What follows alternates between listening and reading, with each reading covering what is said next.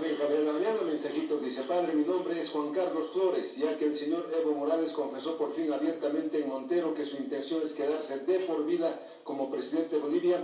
Mi sugerencia a los masistas es que clausuren el Tribunal Supremo Electoral, el Parlamento, la Corte Suprema de Justicia, las universidades públicas y privadas, porque los masistas no respetan la Constitución ni la voluntad del pueblo, tampoco dan trabajo a jóvenes profesionales y ponen gente no calificada en puestos claves y gerencias. Sean sinceros, gobiernen como lo que son, un régimen dictatorial. ¿Para qué mentirle más al pueblo boliviano? Dice este mensaje. Porque eres incrédulo, Nicolás. ¿Por qué no eres como el Cuita Pérez? Esta tarde termina el campeonato. Si quieres podemos apostar por tu cabellera, dice.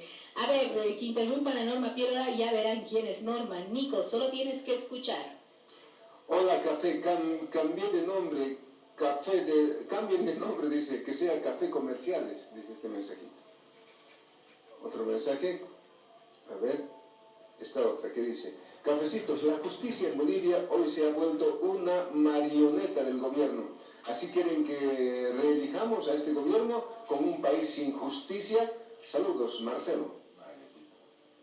Señores, ¿por qué le tienen tanto miedo a Evo? Déjenlo que vaya y pierda, como lo tienen pronosticado y listo. Por favor, hay tantos temas tan importantes, es necesario que hablemos de eso. En el último congreso del MAS se esperaba escuchar las palabras agua, reposición de tuberías y otro. Lo único que escuché fue reelección. Me olvidé que Bolivia es el patio trasero de los masistas, dice este mensaje. Más mensaje. Don Nico, en Caranavi cambiaron al fiscal, pero no hay cuando atienda y hay un letrero que dice cerrado por un inventario y encima no hay luz. ¿Por qué no habían pagado? ¿Y qué va a pasar con nuestros casos? Por favor, que hagan algo. Por favor, un saludo a Norma Piedra, es la única que piensa bien, porque da pena. Esto en Caranavi es un carnaval de los masistas, dice. Antonio Ramos nos manda este mensaje, dice: todo en este país está mal, nadie sabe nada, nadie nunca hace nada. Nadie sabe qué está pasando. El ejemplo es el presidente y el vicepresidente. Yo también me haré loco cuando cree mis memes ofensivos a ellos y me enjuicien. Otro tema: investiguen por favor al señor Guzmán, que a mi criterio es responsable del Puma Katari. Este señor cree que todo es suyo. Quieren tratar las cosas como ellos quieren, a los choferes a su antojo. Por favor, investiguen este tema. Buenos días, cafecito. La diputada Piedra la pese a ser tan agresiva con el gobierno, tiene a su jefe Quiroga como el principal responsable de la división de la oposición en las últimas elecciones. Mi nombre es Antonio Uribe, dice. Buenos días, cafecitos. Con criterio sería bueno incidir en algunos conceptos que emiten los entrevistados. Creo que es importante que expliquen la pirámide de Hensel. No todos conocemos. Gracias. Mari nos manda este mensaje. Más mensajitos para la diputada. ¿Por qué se tiene procesos anteriores que la judicatura Cecilia Ramírez no dice nada? Me pregunta. Cafecitos, insisto y lo haré todos los días. Estoy lista para salir a defender mi voto del 21 de febrero. Lo que pretende Evo Morales no se llama repostulación, se llama dictadura. Evo es nada boliviano, nos dice este mensaje. Don Nicolás y estimados amigos de la prensa nacional e internacional, huelga de hambre contra el racismo gubernamental, socorro, dice este otro mensaje. Es sobre la pregunta que hacía Eduardo Pérez Guido sobre Perú. Bueno, el Perú es una economía a emular, es una economía envidiable. Y cuando uno revisa las estadísticas y los rankings, por ejemplo, del Foro Económico de Competitividad, puede ver que esta economía en todos los indicadores básicos, indicadores de eficiencia e indicadores de innovación, está por encima de la media latinoamericana, ¿sí? Eso no sucedía hace 15, 20 años atrás. Yo me acuerdo que escribí un libro sobre el paso competitivo y los datos que revisé en esa oportunidad del año 2003, el Perú estaba en indicadores de competitividad casi igual a Bolivia, 2 puntos por debajo de Bolivia, el año 1998. Pero ahora la situación es completamente diferente. Yo decía al principio de esta entrevista que tenemos un trastorno delirante. Pensamos que somos los mejores, que tenemos la mejor economía del mundo, pero los datos dicen otra cosa. Y los datos de este foro económico, que es muy prestigiado, tiene mucho prestigio a nivel mundial, muestran cosas sorprendentes. Que Bolivia ha estado cayendo en los indicadores de competitividad de manera brutal, brusca. Ha pasado del puesto 105 al puesto 121 y son 138 economías evaluadas en pilares transversales, Yo creo que la economía no se puede medir a través de un solo indicador. Por eso me gusta mucho la metodología que utilizan estos foros, que han tenido como padres a Jeffrey Sachs y Porter, ¿no? Todos conocemos a Jeffrey Sachs, y bueno, ahora hay otros líderes que están manejando. Hay un economista español de Barcelona, que es Javier Martí, bueno, para ser concreto y claro, algunos indicadores que me preocupan de Bolivia: estamos por debajo de la media en todos los indicadores de competitividad. Cuando hablo de todos los indicadores de competitividad, estoy hablando de los indicadores que tienen que ver con infraestructura, e incluso los indicadores a nivel macroeconómico se han deteriorado en estos últimos meses y años. Además, el PIB per cápita del Paraguay, un país mucho más pequeño, vecino, es de $4.000 per cápita, y de Bolivia ha bajado a 2.800. Yo no sé cómo podemos alegrarnos de esta situación. El PIB per cápita de Bolivia es el más bajo después de... Felicidades agradecibles, Sí. don Andrés, suerte a su strong. Lo más que puede ser hoy día es ganar. Deje que los futbolistas hagamos nuestro trabajo. Insisto, si da unidad, pues no. Aplausos, claro.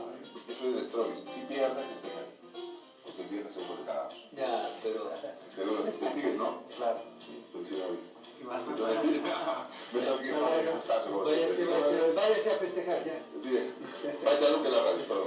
Agradecemos a toda la audiencia de Radio Pibes. Hasta acá les acompañó su Café de la Mañana. Permiso. Nos quedamos con Guido Capra a través de Fides Televisión.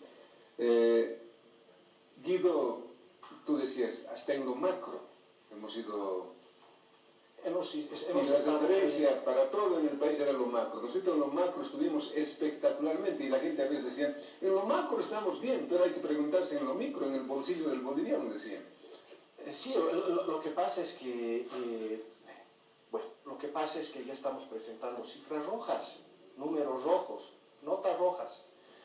Indicadores importantes para cualquier economista son, por ejemplo, el déficit fiscal, ¿sí? ¿Qué es déficit fiscal? Bueno, es un concepto muy simple que lo entiende toda ama de casa, que es ingresos menos gastos. Cuando los gastos superan a los ingresos, pues hay un déficit. Y el problema es cómo financiar ese déficit. Deuda. Y eso es una bomba de tiempo. Es una bomba de tiempo por dos causas. La primera es que cuanto más deuda necesitas, más cara es la deuda y más difícil de pagarla. Entonces es importante tomar muy en cuenta este indicador de déficit fiscal, ¿sí? Déficit en balanza de pagos, y también estamos mostrando que las reservas están cayendo de manera importante. ¿Cuánto estamos ya? ¿Menos de 10.000? Estamos, sí, yo diría menos de 10.000 y en muy poco tiempo. Y la tendencia pues va a presionar a que en algún momento se tenga que discutir qué se va a hacer con el tipo de cambio. Porque en realidad el tipo de La cambio... deuda externa, la deuda interna está en $14.000 millones más o menos. Sí, debe ser más o menos 14.000 millones de ¿Más que nuestras dólares. reservas? Sí. Obviamente. Y bueno, ya podríamos decir que la deuda total es el 50% del Producto Interno Bruto, ¿no? No llega todavía, ¿no? 50% sería, tenemos un Producto Interno Sí, Bruto este año, $35.000 millones, más o menos. Yo creo que va a ser mucho menos. ¿Menos? Sí, porque, bueno, los elementos que explican el crecimiento del PIB, las variables pues están de caída, ¿no? y la más importante diría yo que son las exportaciones. Si es que medimos el Producto Interno Bruto por el lado de la demanda. Pero por el lado de la oferta lo que se observa es que todas las empresas, porque ¿cómo se mide el Producto Interno Bruto? Por el lado de la oferta a través de la producción, ¿no? ¿Quiénes producen? Las empresas, y están produciendo cada vez menos, ¿no? Entonces, es un poco, está produciendo, bueno, es que cuando uno habla de producción está hablando de valor, ¿sí? No solamente estamos hablando de volumen, ¿sí? De unidades físicas. Y el valor es precio por volumen, precio por cantidad. Y en este caso lo que vemos es que el precio de lo que exportamos, y lo que exportamos es commodities, gas natural, ha caído, pero ha caído de manera impresionante. De un precio de Argentina de 10, el millón de BTU creo que se llama, ha caído a menos de 5. Y en el caso del Brasil, de un promedio que teníamos de 8 o 9, igual ha caído a un promedio de 3. Entonces, esa caída, pues un niño de básico sabe que ese tipo de situaciones tienen un efecto, ¿no? Y es un efecto... Y si lo sabe un niño de básico, ¿por qué no se han enterado del gobierno? Ah, caramba. Lo que pasa es que estamos nublados, ¿no? No vemos... O sea, no se nos dice la verdad. No se nos dice la verdad. Bueno, es... el rol fundamental de un gobernante, de un gobierno, es decir la verdad a la gente y tratar de resolver los problemas con gente capaz. Pero si ponemos gente que sabe absolutamente nada, entonces pues vamos a observar lo que ha sucedido con EPSAS y otras empresas que pues están quebrando. No solamente EPSAS es un caso patético, sino también el caso de Enatex, ¿no? Aquí tengo internet, dice la deuda externa de Bolivia al mes de marzo 2016, saldo de la deuda externa pública mediano y largo plazo alcanzó a 6.416 millones. ¿Deuda pública? Sí. Esa es la externa. La deuda, dice, externa pública de mediano y largo plazo. Pero, sí, pues está bien, porque nosotros hemos dicho 14.000 ahora, con la deuda interna de euros 8.000. Sí. Correcto. Porque las AFPs, ¿no? Pero la deuda interna hay que pagarla también, o sea... No también. La deuda externa se puede liberar, pero la deuda interna hay que pagarla sí o sí. Sí o sí. Pues sin eso va a la inflación. Exacto. Tú dijiste que es peligroso las deudas, contraer más deudas. Y en el país hemos estado recibiendo mucha deuda en los últimos meses. Claro, es peligroso porque cuando uno adquiere deuda, el país se vuelve más riesgoso. Entonces, hay algunas instituciones que miden el riesgo país.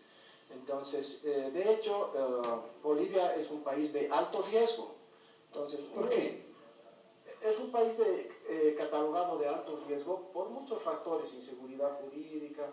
Tienen una metodología para evaluar a los países, estas empresas como Fitch Ratings. Guido, yo tengo en la cabeza que el año 2013 nuestra inversión, la inversión extranjera directa IEDH que recibíamos estaba en torno a los 760 millones de dólares. Sí. ¿Y ahora está en 300? Está a la mitad casi, sí. Está en 300, pero esto tiene una explicación lógica. Y la explicación lógica es que los inversores lo que buscan es una rentabilidad a su inversión. Un inversor decide invertir o no dependiendo cuál es el retorno que ofrece un proyecto. Y si ese retorno es mayor al rendimiento requerido, que es el RWAC en finanzas, hay un indicador clave en finanzas que es el RWAC, que viene del inglés Required Weighted Average of Capital, ¿no? Y ese indicador, que es el que calcula un potencial inversionista, debería ser, el proyecto debería generar un retorno mayor a ese rendimiento mínimo esperado por el inversionista. Entonces, ¿qué ha pasado? Los precios de los hidrocarburos han bajado, los precios de la minería han bajado. Entonces está claro que la rentabilidad esperada de estos sectores industriales ahora ya no es atractivo para un inversor. Un inversor puede asumir riesgos y los asume siempre y cuando el rendimiento calculado del proyecto sea mayor a su ERE/WACC. ¿Qué pasa con la planta Gran Chaco, inaugurada con bombos y platillos, que según los datos oficiales de yacimientos, solo vendemos GLP al Paraguay? No conozco bien los indicadores de... Pero eso es apenas el 32% de su capacidad instalada. Sí, entonces, claro... Y además a precios muy baratos, porque tuvimos que competir y tuvimos que bajarnos al suelo. Entonces, es fácil hacer alguna proyección o predecir que el retorno al capital pues es mínimo, ¿no? Entonces no cumple con el condicionante del análisis financiero. Y bueno, eso nos ha estado pasando en todo. Los proyectos, métenle nomás, eso es, métenle nomás. La urea. Ese es un caso patético, porque se ha inflado el costo de la inversión. Entonces, esa planta debería estar en el mejor lugar. Para eso uno estudia proyectos, y dentro de proyectos hace un estudio de la logística, ¿no? ¿Dónde tiene que estar ubicado el proyecto? Pero si porque se le ocurre a alguien el proyecto tiene que estar en el peor lugar posible, eso tiene incidencias en el costo de financiar el proyecto, en el costo de la inversión. Y el costo de la inversión pues afecta claramente el indicador del valor actual neto y el indicador de la tasa interna de retorno. Pero ha habido... Vamos con mensajes, tenemos muchos mensajes. Dice: buenos días, cafecitos, una consulta. ¿Por qué no se pronuncia el alto mando militar sobre la violación de la constitución política del Estado? ¿Qué quiere hacer el partido político del MAS? Dice, ¿no que están ellos para defender la patria? Voy a leer otro mensajito, dice esta. Nuestra política tiene resabios de la Segunda Guerra Mundial, o sea, fascismo, MNR contra comunismo, con populismo de mayor categoría en el presente, dice este mensaje. Este gobierno, en mi criterio, a la cabeza de Evo Morales, quiere perpetuarse aprovechando la ignorancia de sus movimientos sociales, a quienes manipulan muy fácilmente. Nos van a llevar a un enfrentamiento entre bolivianos. No se trata de que Evo pierda o gane, se trata de que se respete la decisión del pueblo, se trata de preservar el orden democrático, se trata de no seguir violando la Constitución a costa de sangre, dice. Datos estadísticos, dice, precisos, de exportación, empleo, por favor, datos más serios, ni una imagen, ni barras, ni datos que respalden su opinión. Explíquenos como a niños de básico, como dice un catacora, vino con datos el caballero. Buen día, cafecitos. Si los juristas del órgano superior, ¿qué se puede esperar de un tipo que dice que las leyes perjudican y pide su desacato para salir con un capricho de su reelección para seguir robando a los bolivianos? No, Janiwa, Mana, Ney, no, esos yuncos de Ibirgazama manden, no es posible que esos yuncos de Ibirgazama manden en Bolivia, dice don César Mercado. Hola cafeteros, reelección, ¿a quién le importa la vida de un caudillo? ¿Qué va a pasar con la economía, con el tipo de cambio, con la inversión pública, privada? Eso es lo que quiero saber. Ninguna economía es blindada, siempre tiene un punto débil donde se la puede hacer tambalear, dice el señor Mercado. Un masista preguntaba cuál es el miedo. El miedo es que Evo se repostule y manipule los votos y gane a la fuerza por su angurria. Es un punto de vista que puedo destacar, dice este mensaje. Otro mensajito. Estimados cafecitos, eso ya leí. Otro mensaje. Con todo el respeto que merece el padre Pérez y todos los miembros de Fides, necesitan a alguien que maneje con solvencia el cafecito, ya que interrumpen a sus invitados con mensajes comerciales y abusan al público que les sigue, y esto les quita el valor que tiene este programa, que es único por su honestidad social. Adelante, Fides, menos publicidades. Buenos días, Café de la Mañana. Les escribo con la molestia de hacerles conocer que en la zona de Alto Lima vienen todas las mañanas agua turbia. Ya estamos cansados, además del racionamiento de agua de hace más de un mes. Atentamente, Gonzalo Márquez. Este mensaje era para pedirnos un número, pero no. A ver, otro mensaje. ¿Qué pena? La población de Uyuni está bloqueado, las salidas al interior están perjudicando a la población y al turismo. Tienen que cambiar de Colchani a Uyuni y viceversa, porque el alcalde del MAS no quiere darles terrenos, dice este otro mensaje. Buenos días. Vergüenza de la señora Pierola al hablar de ética y moral, cuando no pudo aceptar un saludo del presidente. Pena al tener una representante con esa educación. Gracias por leer mi mensaje. Amigos del café, cada vez más contundente lo que dice la valiente señora Norma Pierola y coincide en un artículo de opinión del señor Carlos Toranzo. En Bolivia ya no hay Estado de Derecho, la poca institucionalidad que hay se está deteriorando cada día y nos estamos acostumbrando. Eso es lo peor, que dejemos que lo anormal se vuelva normal. Debemos despertar y exigir que se respeten las leyes, que por supuesto implicaría que muchos masistas terminen en choncho corro, dice este mensaje. Buenos días, café. Felicitar a la diputada Norma. Por favor, no permitan que destruyan el Madrid con el monstruo del Bala y ahora quieren destruir los árboles con las plantaciones de caña y coca en Ixiamas, del norte de La Paz. No a este gobierno de Evo y sus masistas, teleféricos destructores de la madre tierra. Árboles por su culpa de Evo, no hay lluvias, no hay agua. Atentamente, José, por favor, lean mi mensaje, dice. Guido, ¿de qué manera ha influido la suspensión del pago del doble aguinaldo en el movimiento económico del país? Bueno, yo creo que ha influido de manera positiva, sobre todo para las micro y pequeñas empresas.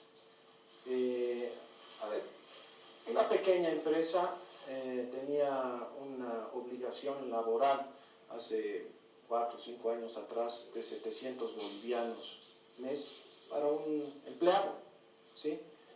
Eso se ha multiplicado por 3, ¿sí? Además hay costos colaterales que tienen que ver con el aporte patronal, con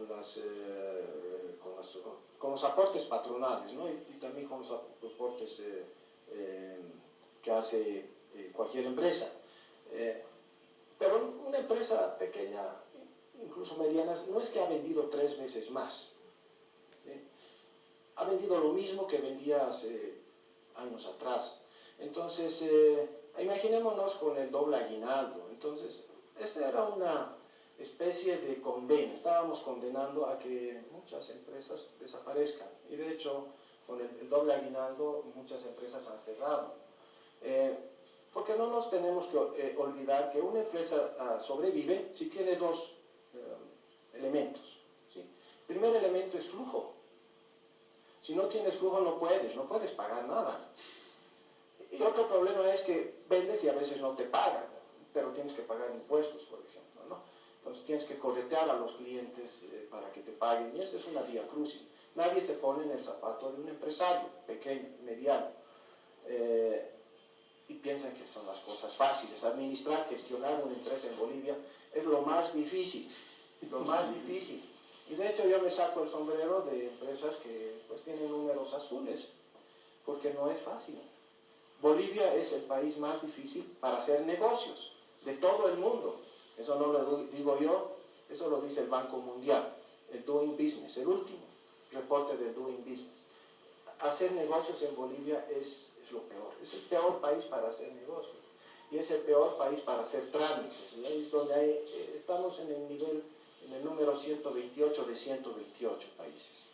Entonces, bueno, me alegra que han tomado esta decisión de no pagar el doble aguinaldo, porque no nos olvidemos que la economía es producción y la economía es la microeconomía.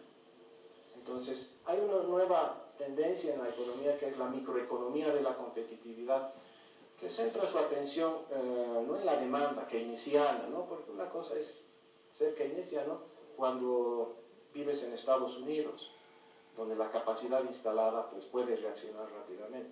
Pero otra cosa es ser keynesiano en Bolivia. No, ahí tienes que ser de la otra ala, ¿no? Del área liberal, y probablemente del área que fomenta y da condiciones para que las empresas puedan funcionar. Eso es lo que ha hecho Perú, yo creo, y Colombia. Programas, proyectos, inversiones para crear nuevos emprendimientos, nuevas empresas. Colombia sorprende. Si uno está enfermo de la vista se va a Colombia, ya no a Cuba. Y en el Perú pues es el país número 1 en temas de gastronomía, en turismo, ¿no? Entonces pues es una pena que nuestro país en el mundo No la gastronomía peruana en América Latina, en el mundo. Ah, perdón, disculpe, sí, en el mundo. Los mejores restaurantes en Nueva York son peruanos. Sí, Gastón Acurio tiene mucho que ver en esto. Y Gastón Acurio era hijo de unos políticos que querían, los padres querían que estudie Derecho. Y él se fue a España a estudiar Derecho, pero lo menos que hacía era estudiar Derecho. Y se metió a una escuela de hotelería, de gastronomía, y ahí conoció a su esposa. Y de ahí trajeron la idea de sacar adelante la cocina peruana. Primero hicieron el emprendimiento de hacer cocina francesa y les fue mal, ¿sí? Y luego pensaron que el Perú tenía pues plantas, no sé, insumos del Perú que podían hacer la diferencia. Entonces el Perú hoy por hoy es la potencia mundial número 1 en gastronomía. Y eso genera, no sé cuánto, pero genera un ingreso económico muy importante. Y mucho prestigio. Y mucho prestigio. Sí. Ahora, si bien la suspensión del doble aguinaldo favorece, va a alivianar algunas pequeñas industrias, pero de manera general casi ha afectado al comercio. O sea, el comercio se queja de que el doble aguinaldo prácticamente ha terminado con la plata del boliviano. Pero el problema es que el comercio es comprar chino. Entonces eso no favorece a la industria boliviana. A ver, yo gano 10.000, ahora gano 20.000, por decir algo, 20.000 bolivianos este mes. Entonces voy y me compro una bicicleta, pero esa bicicleta va a ser china, o me compro una computadora, una laptop, y la laptop es china. Ahora, ¿quién está exportando eso? ¿Está exportando Bolivia? No, está exportando China. ¿Por qué? Porque es barato. Y a veces es bueno, normalmente es muy malo, pero a veces es bueno. Entonces, si uno ve la ecuación del Producto Interno Bruto, si aumentas tus exportaciones, aumenta tu PIB.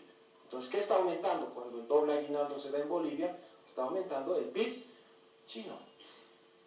¿Qué está disminuyendo? Bueno, no sé si disminuyendo, pero afectándose el PIB boliviano porque estamos importando. Las exportaciones netas es exportaciones menos importaciones, y las importaciones afectan negativamente el PIB o el crecimiento del PIB. ¿Cómo está nuestra balanza comercial?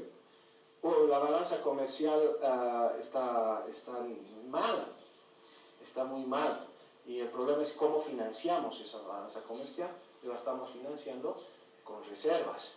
Entonces, por eso yo digo que es importante que se tome atención a qué puede pasar con el tipo de cambio, porque economías son equilibrios. Si no estás en un equilibrio, es como el cuerpo humano. Si tú no estás en equilibrio, tienes que tomar una medicina para que tu cuerpo vuelva a la homoéstasis, ¿no? Que se dice, es decir, que estés equilibrado nuevamente.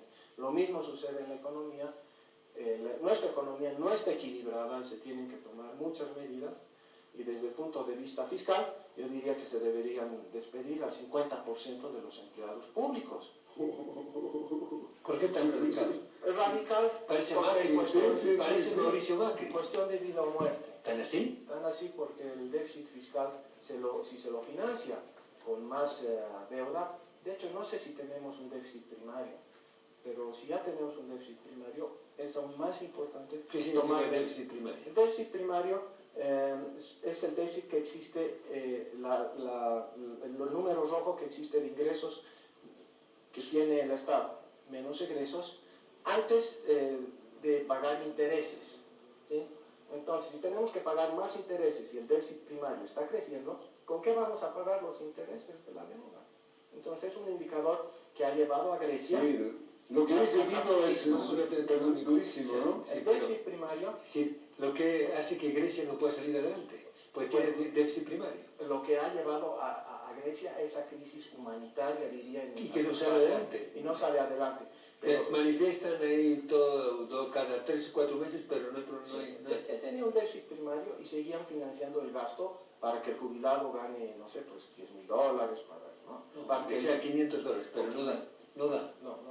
Entonces, ahí tenemos que ser neurocirujanos, yo diría, ni siquiera cirujanos. Hay un tema que usted ha tocado y que a mí me lleva preocupando años, el tema de las pensiones. Yo creo que el gobierno ha utilizado bisturí, creo que es una decisión dura, pero yo creo que es razonable desde el punto de vista de las finanzas públicas, pero con la jubilación aquí es a 55 años, ¿no? Ha bajado, era a 65, pero... No, bajó, era 60. A 60. Ahora bajó a 55. Ah, caramba, sí. Entonces... Y Noruega, que es un país ejemplo en el mundo de equidad, ha subido la jubilación a 67. O sea, pagamos cada vez a más jubilados que son menos mayores. ¿Eso quién lo va a aguantar? ¿Qué Estado va a aguantar eso? Es pues el delirio de creer que todo se resuelve fácilmente. Con discursos. Con discursos, ¿no? Y las cosas se resuelven con gestión, como usted muchas veces lo menciona, con eficiencia. Para mí lo más dramático es lo que dice Guido, o sea, está sugiriendo una masacre blanca. Cuando en el país se crea menos empleo, hay que cerrar, hay que despedir más trabajadores y crear más desempleo todavía. Lo que pasa es, a ver, ¿qué aporta? Hay que ver cuál es la productividad de un empleado, no sé, pues que te hace la vida imposible. No aporta. Entonces, obviamente el salario tiene que estar indexado, tiene que estar correlacionado con la productividad, qué es lo que se produce, qué es lo que se genera. Entonces, por eso las empresas que innovan, desarrollan, pueden pagar mejores salarios. ¿A quién de nosotros no nos gustaría trabajar en Google, en Apple, en Facebook, ¿no? En estas empresas que innovan, generan, cambian el mundo? Los sueldos ahí son muy altos, ¿no? Pero tiene sentido porque la persona que entra a trabajar ahí está creando nuevas aplicaciones que las usamos los bolivianos, por ejemplo. Pero en este caso, ¿qué crea un servidor público que lo único que hace es hacer tu vida más difícil, más miserable? Pero todos nosotros hemos tenido que sufrir la vía crucis de registrar una propiedad. En La Paz eso son 50 azotes que dan poco. Sí, no sé, pues No lo hacen peor en el municipio de La Paz porque es imposible. Exacto. Sí, pero ahí el Estado obviamente absorbe porque no hay donde más ubicar a la gente, ¿no es cierto? Esa persona que está en una institución pública podía estar en una empresa productiva, ¿no es cierto? Y como no hay empleo, está metido ahí. Y despedir más, aquello indudablemente genera desempleo, desazón en la familia, y ante un país que menos crea empleo, imagínate seguir creando más despidos. Pero el problema es cómo financiar ese gasto. ¿Cómo los vas a pagar? Sí, sí. Pero Entonces... Pero ahí está lo que no hemos previsto, pues, o sea, invertir en empresas, en industrias, apostar a nuestro aparato productivo, lo que no se ha hecho. Lo que no se ha hecho, lo que se ha ofrecido, pero no se lo ha hecho. Hacer industrializar al país es lo menos que hemos hecho porque... Pero la gente sigue migrando. La gente sigue migrando y las empresas están migrando, no solamente la gente, las empresas se están cerrando y algunas están migrando. Como usted menciona, a Chile, en la Tex ya no existe. A Perú. A Perú. Y hay bolivianos que están manejando empresas en Perú, por ejemplo, ¿no? Como Eric Jürgensen, por ejemplo, que es boliviano y que maneja una empresa de medios muy exitosamente. Pero sin ir lejos, Sogor se fue al Perú, ¿no? PIL, que era una industria nacional, se fue a la empresa Gloria. No, pero no es más que se fue, las compraron. Sí, pues las compraron. Que las compraron, no es que se fue. Sí. Sí, las han comprado porque estaban haciendo la vida imposible a Samuel Doria Medina. Y eso lograron que la industria boliviana se achicara. Gobiernos de puros cerebros electrónicos, ¿no? ¿Electrónicos? Sí. ¿No? Sí, tienen un coeficiente intelectual altísimo. Hace Catacora, para empezar, tiene un coeficiente intelectual, yo creo, supera la media de los ministros de Economía. El de Japón se queda chico a su lado, ¿no? Teníamos una economía blindada, dijo que... Cafecitos, la economía informal y el contrabando se ha incrementado en forma exponencial en estos últimos 5 años y las empresas legalmente establecidas están colapsando, nos dice don Alfredo. Capra de la mañana, por favor, a la pregunta, a la respuesta. ¿Qué pasará con el dólar, señor Guido Capra? Bueno, yo creo que van a aguantar con este tipo de cambio fijo lo más que puedan. Pero tenemos la experiencia del 1985 con Víctor Paz Estenssoro, con la UDP. La las reservas pues eran, creo, incluso cero negativas, y bueno, El país se nos muere. el país se nos muere, y el tipo de cambio es un precio, que lo que está midiendo es oferta y demanda. Entonces, en este caso, está claro que hay una mayor demanda por dólares, en este caso, por moneda extranjera, que oferta. O sea, está claro que la oferta está cayendo porque exportamos menos, ¿no? Entonces, hay una brecha, y esa brecha, un economista sugeriría cerrar esa brecha y equilibrar el mercado. Pero bueno, eso tiene algún tipo de efectos que hay que medirlos. En todo caso, yo creo que se tiene que ir hacia un proceso de mini devaluaciones, que no creo que sean muy traumáticas, siempre y cuando el Banco Central responda a la demanda. El problema va a ser cuando el Banco Central no pueda responder a la demanda, ahí sí vamos a ver pues el pánico. Mientras no haya pánico no pasa nada. Mientras haya dólares para cubrir la demanda, entonces no pasa nada. Puede haber algún tipo de mini devaluaciones, seguro se va a incrementar la demanda, pero si el gobierno, en este caso el Banco Central, responde a la demanda sin problemas y de manera eficiente, entonces pues nos vamos a acostumbrar. Y la economía es acostumbrarse. Esperemos que no nos acostumbremos a no tener agua, porque eso ya sería terrible. ¿Tú eres partidario de revisar el tipo de cambio? Y claro, porque ese es algo obvio, ¿no? Hay una brecha y hay una brecha. Es como, tenemos que estar en homoéstasis, es como el cuerpo. Cuando hay temperatura hay que bajar. Agradecemos muchísimo a Guido Capra por haber estado aquí. Gracias, Guido. Muchas gracias. Espectacular hoy día. Y gracias a nuestros amigos. Mañana nuestro encuentro aquí en el Café de la Mañana. Chao, Claudia. Muchísimas gracias a toda la audiencia de Fides TV. Nos reencontramos mañana jueves. Permiso.